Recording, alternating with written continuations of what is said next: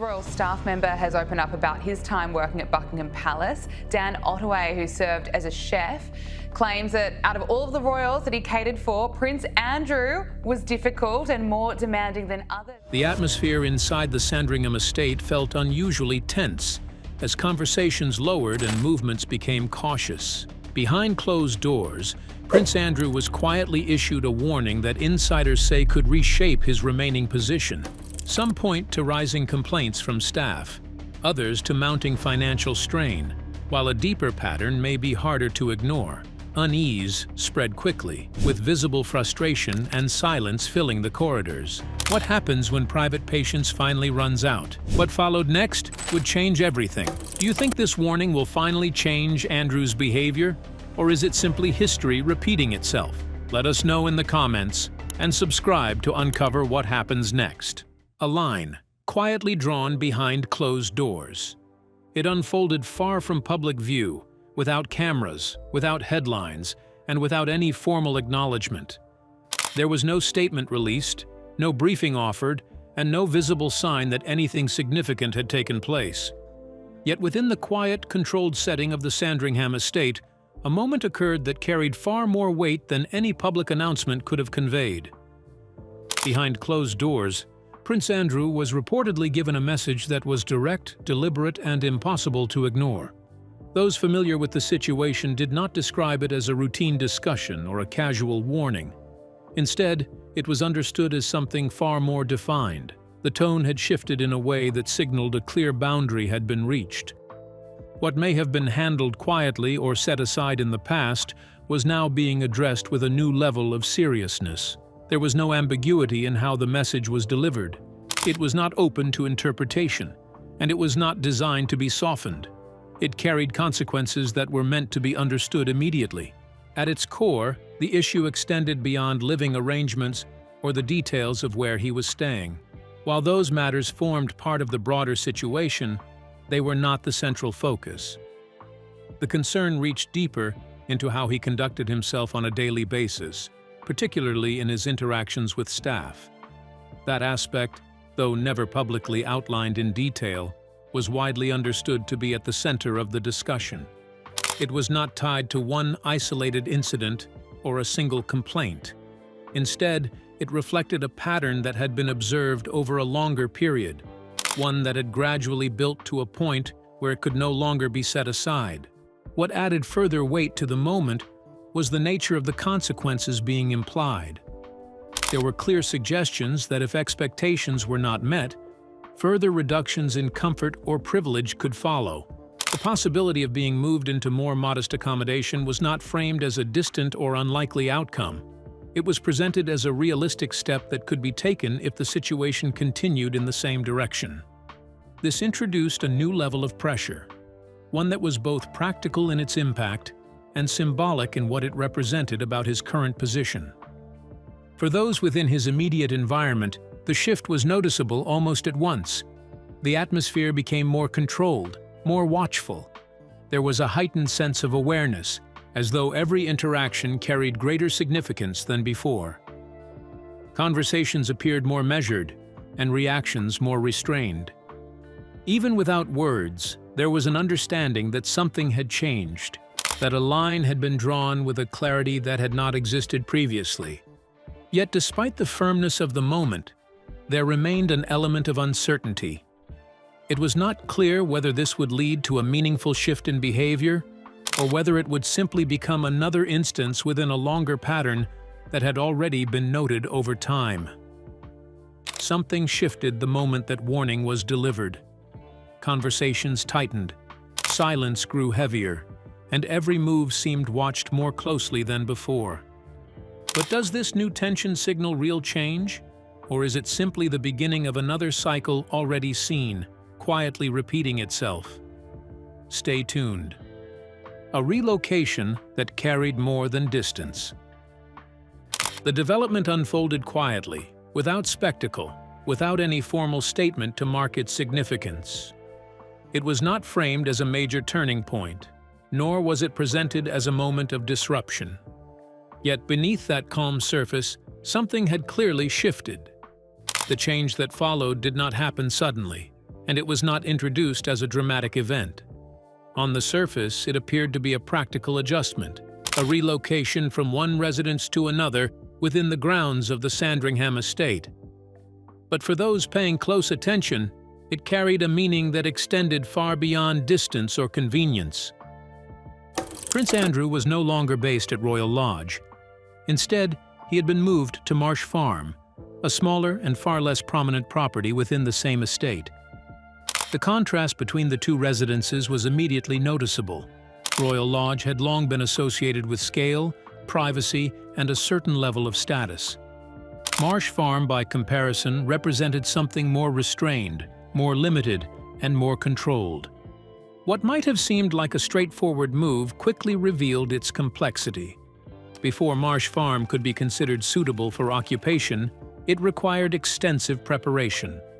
Reports described a process that involved rewiring sections of the property, addressing structural concerns, and even dealing with materials that required careful handling due to potential safety risks.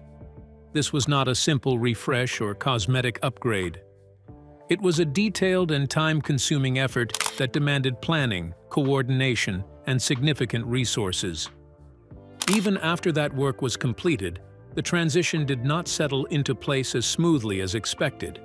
There were delays that extended the timeline, and additional requests that appeared to push the process beyond its original scope. What should have marked the conclusion of a relocation instead became another focal point. The move began to attract attention, not because it was visible to the public, but because of what it seemed to represent within the internal structure of the royal household. For those within that structure, the relocation was interpreted differently. It was not simply about offering an alternative place to live. It reflected a broader shift in position, one that aligned with changes that had already been unfolding over time. The scale of the new residence, the careful management of its preparation, and the conditions surrounding the move all pointed towards something more deliberate. It suggested a controlled adjustment, a narrowing of space that carried both practical and symbolic meaning. This added further weight to the tension that had already begun to build. The earlier warning, delivered privately and firmly, did not stand alone. It was now reinforced by a change in living arrangements that echoed the same message. Expectations were being redefined. Boundaries were becoming clearer. Even without public acknowledgement, those closest to the situation could see that the direction had shifted. What made the moment particularly striking was the way it unfolded without noise. There were no visible confrontations, no official explanations offered to the public. Everything appeared calm, measured, and contained. Yet beneath that controlled exterior, the implications continued to grow, becoming harder to overlook with each passing detail. As expectations quietly tighten and boundaries shift behind closed doors, a deeper pattern begins to surface without a single public word. But if nothing is being said openly, why does the pressure feel stronger than ever? And what exactly is unfolding beneath that controlled silence? Keep watching. Requests that began to draw concern. As the move into Marsh Farm began to settle, the sense of transition did not bring the calm that might have been expected. Instead, it opened the door to a new phase of quiet scrutiny. The relocation had already involved a considerable amount of planning and effort, from structural work to final preparations, yet attention did not ease. It shifted. Focus moved away from the move itself and toward what followed in its wake, where a series of decisions began to draw increasing notice within the household. What made this phase different was the nature of the requests that continued to surface. They were not centered on necessity or basic comfort. Rather, they touched on details that suggested a desire to preserve elements of a previous lifestyle. One of the most talked about examples was the decision to bring curtains from Royal Lodge and have them carefully altered to fit the dimensions of the new residence. On its own, it might have seemed like a personal preference. Yet it required additional work, added expense, and careful adjustment, all within a property that was already smaller in scale. Alongside this, several pieces of artwork were also transferred. These were not minor items.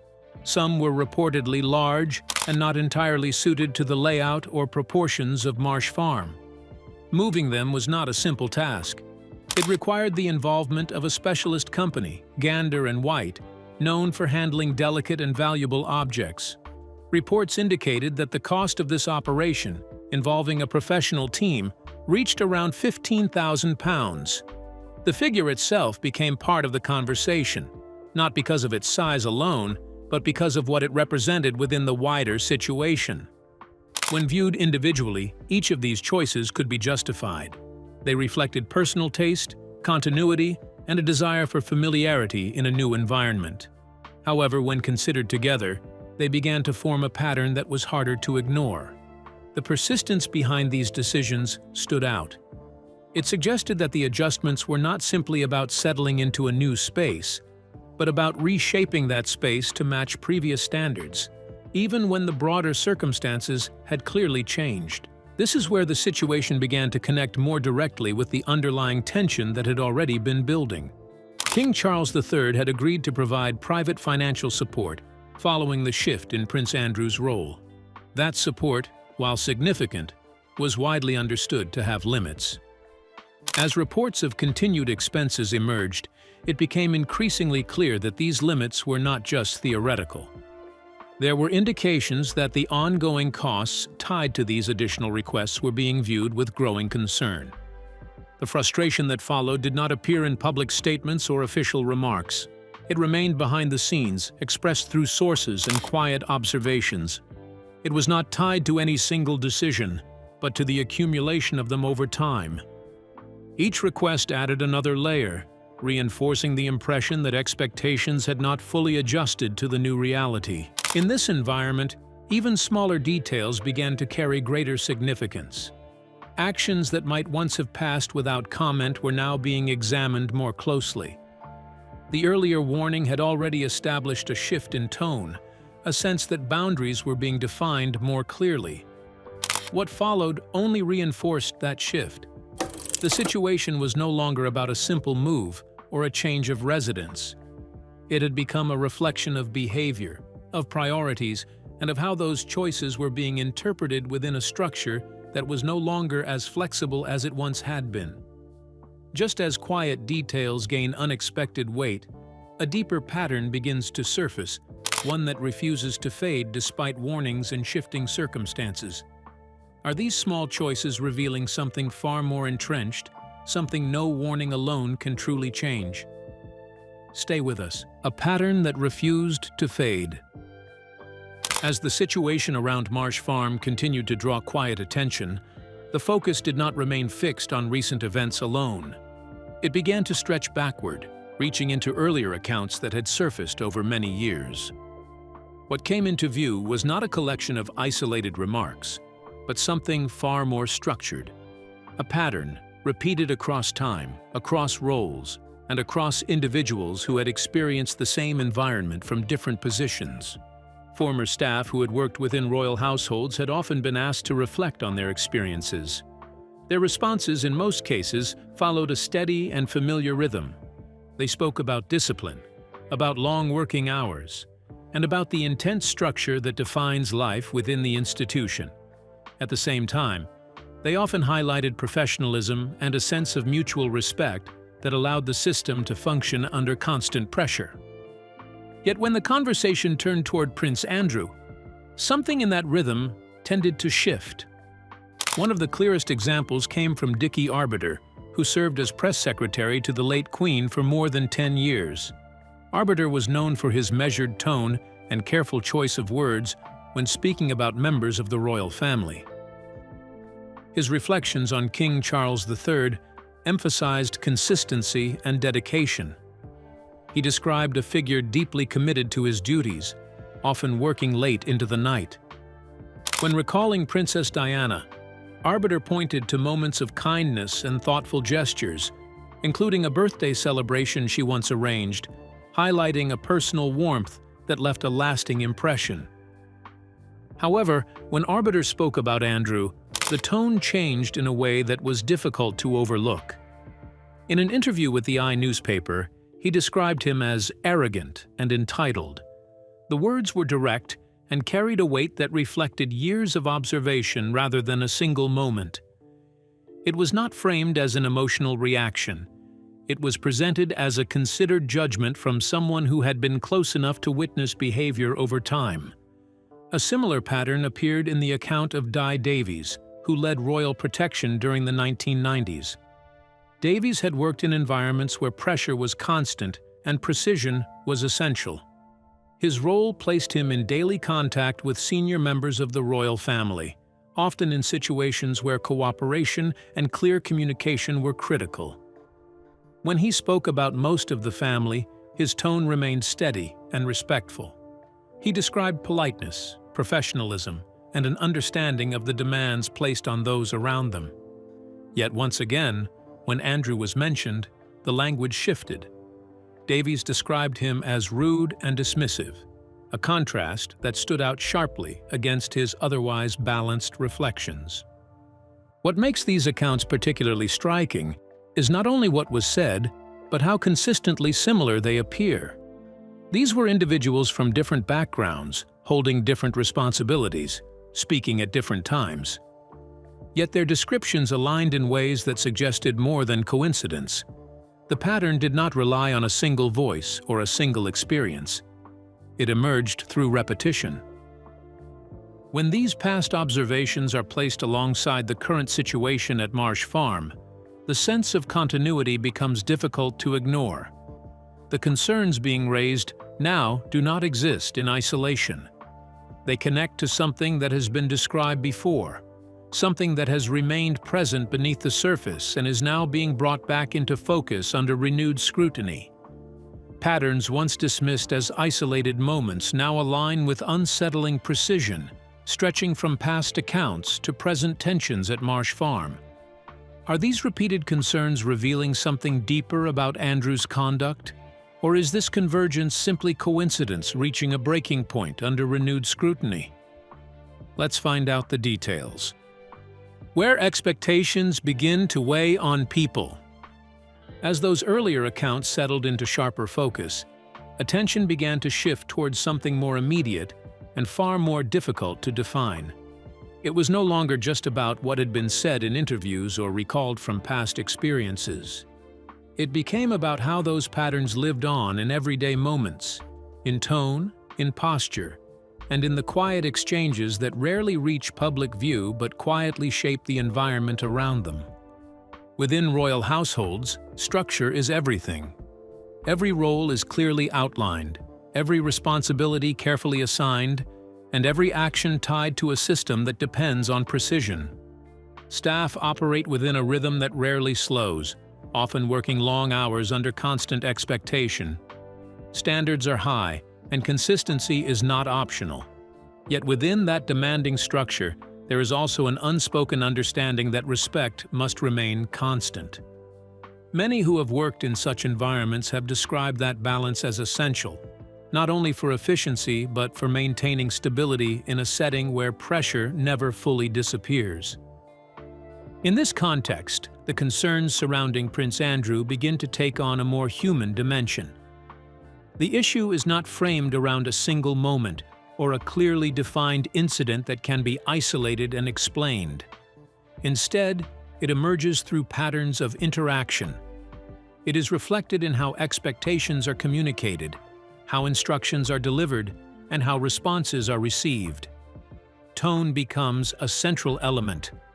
The way something is said can carry as much impact as the words themselves, sometimes even more.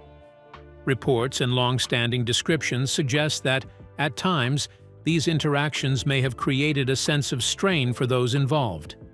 Expectations were not only high, but, in certain situations, perceived as inflexible or difficult to meet. For staff already operating within a demanding system, this added layer could gradually alter the atmosphere. What once felt structured and controlled could begin to feel tense and uncertain. It was not something easily visible from the outside, but within those spaces, it could be understood through subtle shifts in behavior, in responses, and in the way conversations unfolded. This becomes even more noticeable when placed alongside the experiences described with other senior members of the royal family. Figures such as King Charles III and Princess Diana have often been remembered by former staff as thoughtful in their approach, even under the same pressures. Their interactions were described as measured, at times demanding, but balanced with an awareness of those around them. That contrast does not simplify the situation, but it does make differences in behavior more visible within a shared environment. As these elements come together, the focus moves further away from public headlines and into something quieter but equally important. It becomes less about external perception and more about internal experience. The kind of experience that shapes how individuals feel in their roles, how they respond to instructions, and how they carry out their responsibilities over time. In that sense, the issue is no longer distant or abstract. It is immediate, grounded in human interaction, and closely tied to the atmosphere within the household. And as that atmosphere shifts, even slightly, it begins to influence everything around it, from the smallest exchanges to the broader sense of stability that holds the entire structure together. What if the real story was never the headlines, but the silent tension shaping every interaction behind palace walls? When roles change and power fades, does behavior adapt, or does it quietly reveal something far more lasting beneath the surface? Let's unravel the mystery, a role that no longer holds the same power. As the focus on daily interactions and the internal atmosphere continued to deepen, another reality began to take clearer shape, one that could no longer be separated from everything else unfolding behind the scenes. The position that Prince Andrew once held within the royal structure had already changed in a profound way. This was not a sudden fall or a single defining moment. It was a gradual shift that unfolded over time, quietly but steadily altering how he was perceived, how he functioned within the institution, and how much control he truly retained. He was no longer a working royal.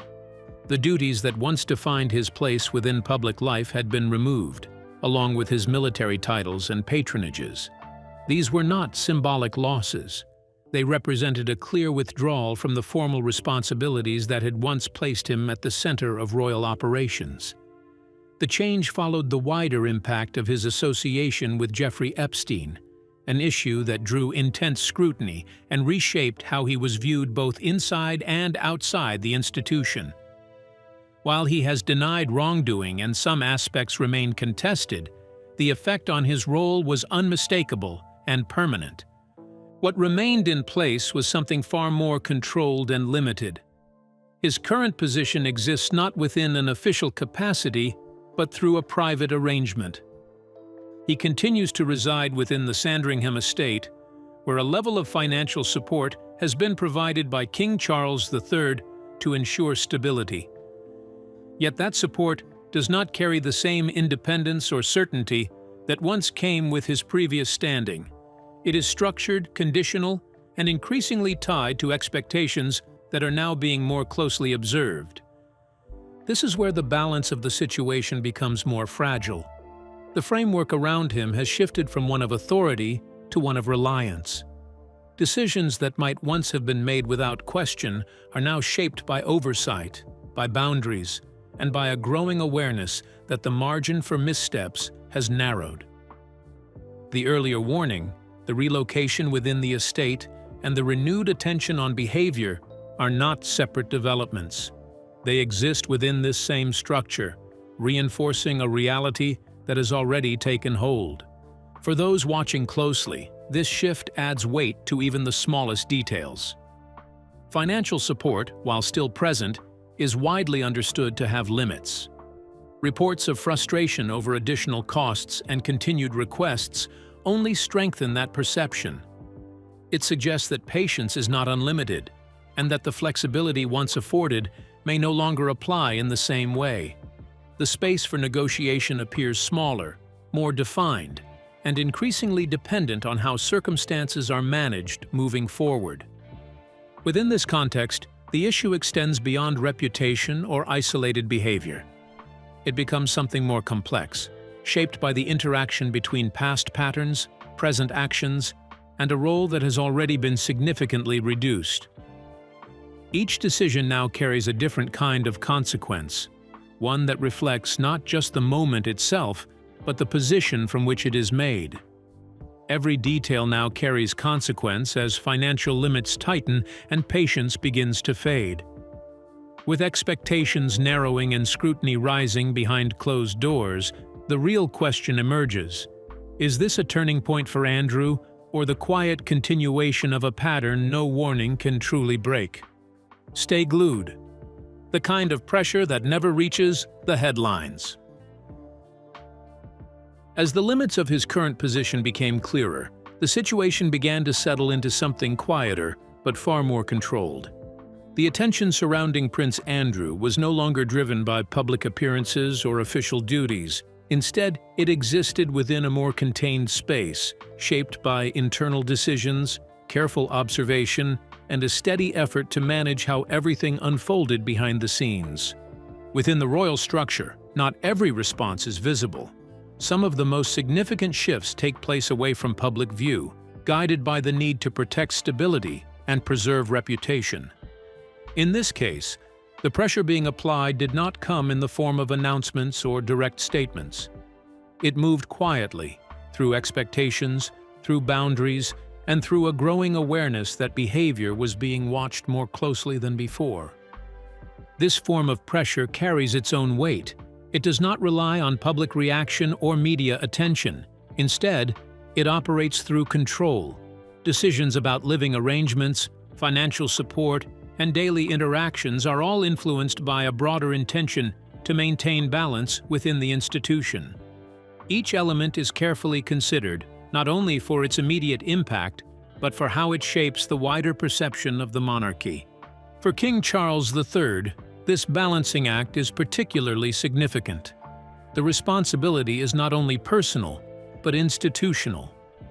Every action taken must reflect a level of consistency that protects the image of the royal family as a whole. This means that even situations handled privately can carry long-term implications. The approach, therefore, remains measured and deliberate. At the same time, there is a sense that oversight has increased.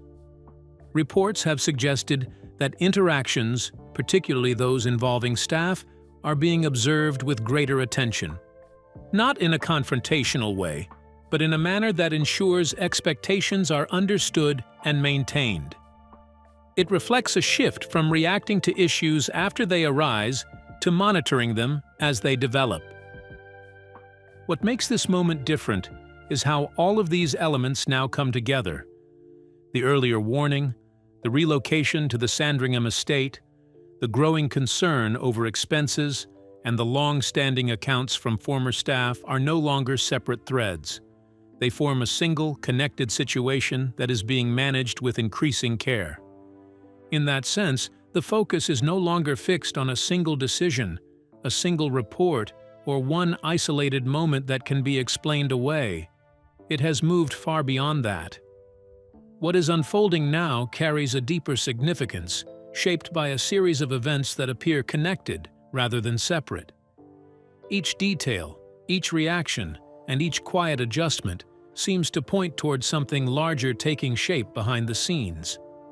What remains is a broader and more pressing question, one that sits at the very center of the situation. Are the patterns that have been described over the years simply continuing under a different light? Or is this moment different in a way that could finally bring change? The answer does not lie in what has already happened, but in what comes next and how those involved choose to respond. So, what do you think? Will this private warning finally force real change in Andrew's behavior? Or is this quiet pressure just another chapter in a pattern that never truly shifts? We'd like to hear your thoughts in the comments. Don't forget to like, share, and subscribe.